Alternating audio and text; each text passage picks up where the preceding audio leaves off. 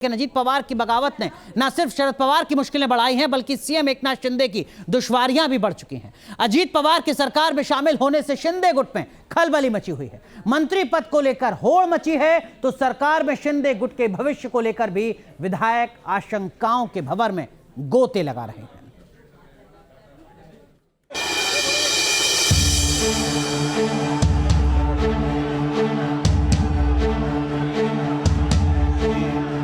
अजित अनंतराव पवार गांभीर्यपूर्वक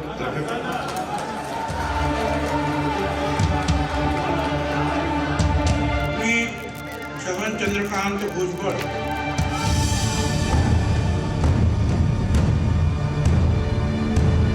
महाराष्ट्र में सियासत गजब खेल दिखा रही है। एकनाथ शिंदे ने जिन अजीत पवार के चलते शिवसेना से बगावत की और महाअघाड़ी सरकार गिरा दी, वही अजीत पवार आज उनके ही डिप्टी बन गए हैं।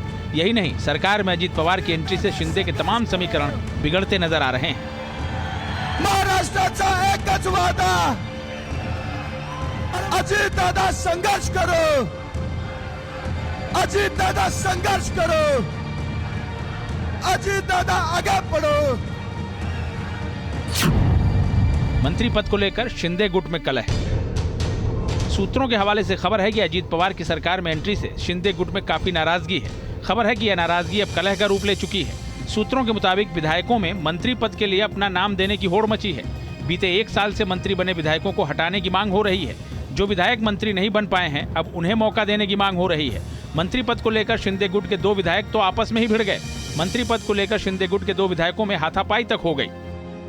दरअसल अजीत पवार के सरकार में शामिल होने से शिंदे गुट के उन विधायकों के मंसूबों पर पानी फिरता दिख रहा है जो आगामी कैबिनेट विस्तार में मौका मिलने का सपना देख रहे थे। शिवसेना उद्धव गुट का अब दावा है कि ऐसे विधायक घर वापसी की तयारी में हैं। ज्या दिवशी अजितदादा आणि कंपनीने तिकडे उडी मारली त्याच दिवशी शिंदे गटातल्या आमदारांनी बंडखोरी करायला, चळवळ करायला सुरुवात केलेली आहे आणि त्यांच्यापैकी अनेक जणांनी आता आम्ही जिथे ज्या घरात होतो तेच बरं आहे, आम्हाला पुनश्च एकदा मातोश्रीने साथ घातली तर आम्ही नक्की त्याला सकारात्मक प्रतिसाद देऊ, अशा पद्धतीचं वक्तव्य सुद्धा काही मंत्र्यांच्या तोडून आलेले तुम्ही पाहिले आहे। मंत्री पद को लेकर अपने विधायकों के बीच हुए विवाद की खबर ने सीएम शिंदे के होश उड़ा दिए। अपना गढ़चिरौली दौरा रद्द कर वो वापस मुंबई लौटे और विधायकों के साथ बैठक की। हालांकि अब दावा कर रहे हैं कि सब कुछ ठीक है। माननीय मुख्यमंत्री महोदय का इस्तीफा देने की बात नहीं है।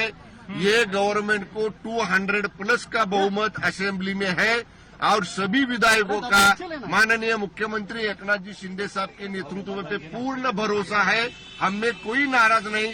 जो पार्टी में हाथ के वोट पे चुनने इतने ही विधायक बाकी बचे चुके हैं, वही लोग ऐसी अफवाहें फैला रहे हैं।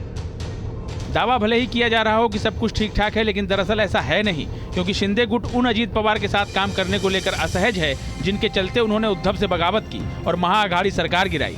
ये वही अजीत पवार हैं जिन पर शिंदे ने डिप्टी सीएम रहते अपने विधायकों को फंड न देने के आरोप लगाए थे और बगावत का झंडा बुलंद किया था।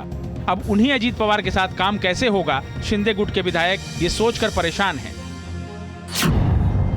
शिंदे समेत 16 विधायकों पर तलवार। अजीत पवार की एंट्री के साथ साथ एकनाथ शिंदे इसलिए भी परेशान हैं क्योंकि उनके समेत 16 विधायकों की सदस्यता पर संकट मंडरा रहा है। शिंदे गुट के 16 विधायकों की सदस्यता का मामला स्पीकर के पास है। खबर है कि 10 अगस्त से पहले स्पीकर 16 विधायकों की सदस्यता पर फैसला ले सकते हैं। अगर इन 16 विधायकों की सदस्यता चली गई तो शिंदे की सीएम पद से छुट्टी की जा सकती है। शिंदे के जाने से सरकार की सेहत पर कोई फर्क भी नहीं पड़ेगा, क्योंकि सत्ता संतुलन के लिए अजीत पवार और उनका खेमा मौजूद है। अपने समर्थन में बैठक कर अजीत पवार नंबर गेम भी जीत चुके हैं। इसलिए इस बात की पूरी आशंका है कि शिंदे की सीएम पद से छुट्टी हो जाए। महाराष्ट्र का मुख्यमंत्री बदलने जा रहा है, एकनाथ शिंदे को हटाया जा रहा है।